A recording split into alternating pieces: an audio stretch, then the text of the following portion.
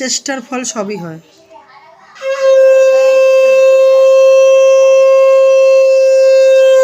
সাবাস, এই তো মনে চেষ্টা করে পেরে গেল শঙ্খ বাজাতে।